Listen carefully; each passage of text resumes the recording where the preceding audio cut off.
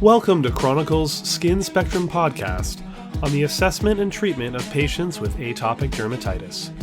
Today, we're talking about the complexities of managing this chronic skin condition that affects millions worldwide. Atopic dermatitis, also known as eczema, can significantly impact a patient's quality of life, from persistent itching and skin inflammation to sleep disturbances and social challenges.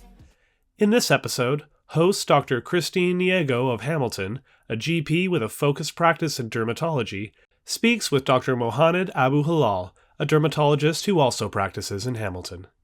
They'll discuss the latest approaches to facilitating patient conversations about systemic treatment for atopic dermatitis, assessing AD severity, when to consider escalating treatment from topical to systemic therapies, and how to navigate the expanding landscape of treatment options available for these patients. Doctors Neagoe and Abu-Hilal will share insights on identifying red flags that warrant specialist referral, evaluating the efficacy of various treatments, and addressing patient concerns about long-term management. So over to you, Dr. Neagoe. Let's get started on this important discussion about atopic dermatitis. Awesome, thank you. Yeah, so today we're going to be talking about facilitating patient conversations about treatment for atopic dermatitis with a focus mainly on systemic therapies. I'm very pleased to speak with Dr. Abu-Hilal, who's a dermatologist here in Hamilton and has been lots of help to me and my colleagues for treating a lot of our atopic dermatitis patients. So let's start with a crucial question. Dr. Abu-Hilal, when should we consider escalating treatment from topical therapies to systemic or biologic therapies for our eczema or atopic dermatitis patients? What parameters, in your opinion, should we consider? Yeah, hi, Christine, and always a pleasure to be with you guys, and thanks for the introduction. Regarding atopic dermatitis is a chronic condition. Most of our patients do have mild disease. Most of the time, topical treatment are more than enough, plus the moisturizing agents. However, there is a subset of patients, they're not small percentage. They have more widespread disease. They have a large body surface area, and typically more than 10%, where they require more systemic or advanced therapies. But not only about, how much of the surface is involved. Sometimes, certain parts of the body, what we call the special sites, if they have involvement of the hands and feet or, around the eyes, that is something definitely we consider, a reason to advance the therapy. Also, another important aspect is the quality of life. Some patients, they have a bit of borderline disease that has a really significant impact on their, sleep, social life, work and school. This is definitely, an indication sometimes to advance and, go from topical therapy to systemic and advanced therapy. The last thing is some patients, so they end up visiting the emergency or the family physician for several times a year for an infection or, a flare-up. So also those types of patients, requires advanced therapy or, systemic agent. So yes, a lot of times we depend on how much of the skin surface is involved, but there are some other considerations, special sites and flare-ups and visits to the emergency and family physician. Okay, thank you.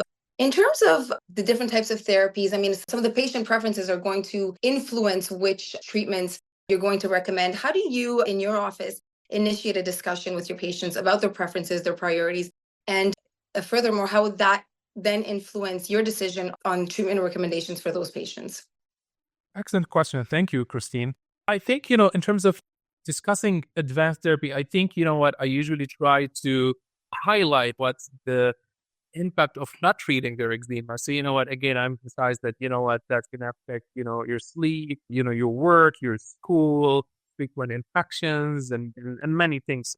Now, in terms of, agent for which class, I think, it's important to, get a bit of patient input in this. And, there are some patients that, they are very focused on the safety aspect. And again, I'm not saying that, any of the agents are not safe. So, you talk about JAK inhibitors, but some of them, they prefer, I like to call very clearly safe medications, and, they prefer basically biologics. However, there are some patients that, they value a quick response, they want just something that works immediately, quickly, and they don't mind, kind of going for, blood tests and other things. This is the type of patient that I think JAK inhibitors probably suits them more than the biologics. Now, the important thing to know that at the end, all the agents are, effective. Long-term, all of them are effective. And generally, again, despite those, blood work and, warnings here and there, all of these agents are far away to what we know that they are very safe. Great, thank you. In terms of these novel systemic therapies for atopic dermatitis, the biologics, the JAK inhibitors, how do they compare to the more traditional topical steroid creams in terms of efficacy for, improving pruritus and preventing flare-ups in eczema? Yeah, thank you again. I would love to emphasize and remind ourselves that, again, topical corticosteroids remain the standard treatment for patients with mild atopic dermatitis. In terms of, what's the advanced therapies versus topical corticosteroids, I mean, everything in medicine evidence-based. We have a lot of phase 3 trials and evidence that, what, those advanced therapies work way better than placebo. So definitely they are much more effective. But again, I keep emphasizing that, what, even in the era of, advanced therapies, we never want to stop using those topical corticosteroids because, again, they are the quote and song for patients with mild disease or anyone with minor flare-ups. Okay, great. Yeah, and I think you touched on this a little bit in the previous questions, but in your office with your patients, what are some of the factors that would influence you to escalate from topical to systemic or biologic treatments? We touched on this in the first question. And, other than the body surface area involved, like, how much, we emphasize on the special sites. And, we always discuss about, for example, hand dermatitis. It could be like 2%, but, those could be very severe and making the patient dysfunctional. They cannot, walk, use their hands. They cannot go to school. So this is definitely one of the important factors. And, considering installation to advanced and biologic therapies. We discuss also lifestyle. And I'm sure, we've seen a lot of patients coming to you whether young or, whatever the age, they cannot be involved in sports, even, in relationships, social life, even intimate life, just because, the AD is really impacting, their self-image. We also discussed that, we've seen this in many patients where, they end up visiting the emergency because of, a severe flare-up, eczema herpeticum or superimposed bacterial infection. So those are definitely the factors that we consider when advancing patients or, require advancing to biologics or JAK inhibitors. Yeah, great. Thanks for that. For our family physicians in the audience, what do you think should prompt a family physician to consider a dermatology referral for an AD patient? And then more specifically, are there any red flags or any situations in which a family physician should consider like an immediate referral or semi-urgent referral to dermatology for AD patients? Yeah, I mean, in terms of red flags, fortunately, it's not like, a life-threatening disease. But, once the patient having really widespread disease or what we call erythroderma, I think this is where sometimes, an urgent referral, emergency, be very, very helpful. I think, again, we just mentioned this, if our patient, I want to say your patient, our patients, if you feel that, there is really significant impact on the mental health, this is an important factor that you need to think about. We've seen a lot of patients that AD resulted in, some depressive symptoms or mood issues. So it's important to consider this. I keep emphasizing on those bouts of severe flare-up, visits to the emergency, those visits to your office requiring oral antibiotics to treat those infections. In addition, again, to being widespread. I think the classic thing that if you see a patient that has been struggling with atopic dermatitis and not responding to topical corticosteroids, those are, those are the types of patients that most of the time require assessment by a dermatologist. Okay. When you transition patients from topical to systemic therapies, what are some of the safety and efficacy considerations that go on for you when you're making those transitions, if there is any? Again, another great question. Let's remind ourselves, advanced therapies, biologics, and oral agents, JAK inhibitors are safe, particularly biologics. And one of the things about the biologics, the atopic dermatitis, dupilumab, tralokinumab, those agents do not require any type of blood testing needed or no requirement for, vaccination, no requirement for, any ongoing monitoring, blood monitoring. So the transition is usually very, very smooth. I mean, definitely other factors that, in terms of safety, what you think about those, I call them uncommon side effects of biologics. I think, the conjunctivitis, what we call the ocular surface disease, this could happen with all the biologics, but also dupilumab and lebrikizumab, much less likely with tralokinumab. But if the patient has history of, conjunctivitis, maybe you need to discuss this with the patient and, try to consider prophylaxis with eye drops and lubricants, eye lubricants. There are some other side effects that, are also very uncommon, arthralgia and some element of arthritis that could happen. Again, this is very, very rare, but, you need to consider this, for certain patients. Those are like, almost minimally, if at all, reported with tralokinumab and lebrikizumab.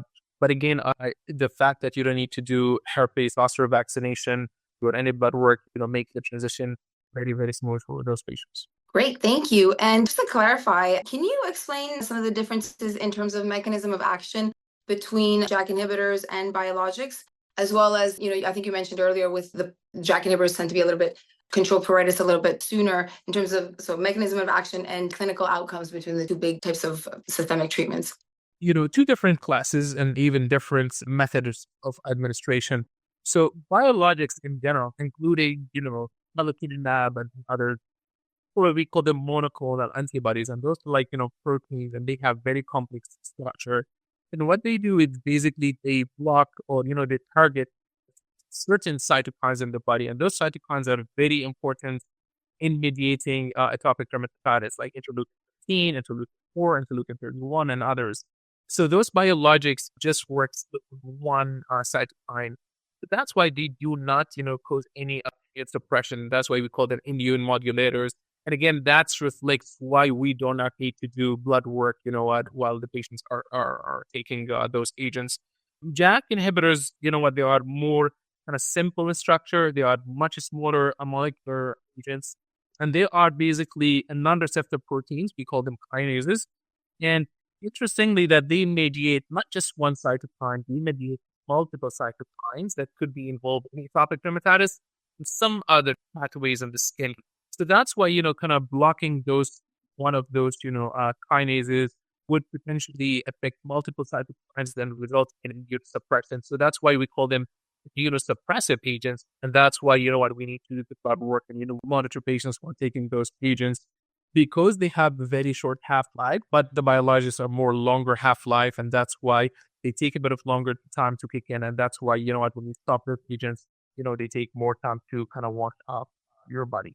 Okay, great. Just to touch a little bit more on clinical outcomes, how quickly should one expect or counsel patients on seeing, results with biologics versus JAK inhibitors, just in terms of timeline? Overall, I think regardless of the agent, atopic dermatitis is a chronic disease. Ideally, 4 months is pretty good time to assess the improvement in those patients. So, I would say overall 4 to 6 months. So definitely, there are some patients that might improve faster in the first months, especially with the oral agents. But I think the best thing, just to give the patients, I like to call it, 4 6 months of the treatment before assessing, if the patient is improving or not. And again, when we assess those patients, we just don't assess, the clearance of the spots. We discussed with them about, what do they feel in terms of sleep, relationship, or, going back to work, to school. All these things are very, very important, not just only clearance. And that's why I'd only be looking to what we call the EASI-75 and, other patient-reported outcomes like, the sleep, itch, and things that we discussed are also very important. Thank you for that. And then just to continue on that point with regards to biologics specifically, I mean, you just mentioned, not just necessarily assessing for clearing up of the rash, but also improvement of quality of life and things like that for the patients. In terms of the clinical trial endpoints for biologics like tralokinumab and dupilumab, what do the trial endpoints and how do those align with the long-term goals that we have for atopic dermatitis patients, things like symptom control, quality of life improvement, and those metrics? I think, for now, if you looked at the most clinical trials, still most of the primary outcomes revolve about what we call EASI-75, like the ACE1. I think they remain the standard and, outcome for even for us in real life. Now, definitely we would love to see a lot of our patients achieving EASI-90 and, what we call PGA 0. But I think, with the options that we have now, it's more realistic to put a look into EASI-75 and IPA 0-1 at week 16 to 24. The same thing, applies to, the patient outcomes. While, not a lot, we use the DLQI. I think, we just focus on more specific ones as we discussed, the itching, the sleep, and other things that, they just report directly to the physician. Again, school and work productivity. But yeah, so I would say EASI-75 and IG 0-1 still from a clinician perspective are the standard outcome at week 16. Great. Well, thank you so much. I thought it was a very insightful talk. Do you have any final thoughts for our listeners? Anything you want to share as a final thought?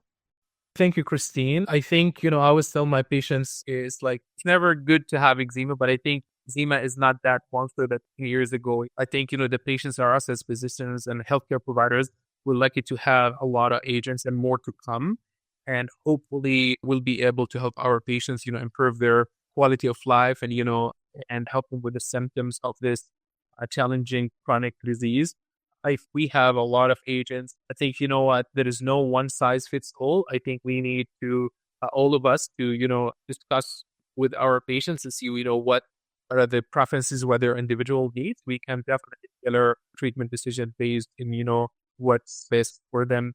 And I think the last point is this notion of there's nothing that can be done for the patient with atopic dermatitis is obsolete now. And, I really encourage one of our colleagues, in the primary healthcare that you see a patient that really struggling, with atopic dermatitis to refer to a dermatologist, anybody has experience in managing atopic dermatitis. And thank you all. The Skin Spectrum podcast is produced from studios in Buffalo, New York and Toronto, Canada by Chronicle Companies, publishers of the Chronicle of Skin and Allergy and organizers of the Skin Spectrum Summit. Visit us at www.skinspectrum.ca or www.derm.city, where dermatology lives. Subscribe to the Skin Spectrum podcast at Apple iTunes, Google Podcasts, Stitcher, Spotify, or wherever you get your podcasts. Until next time, thanks for listening.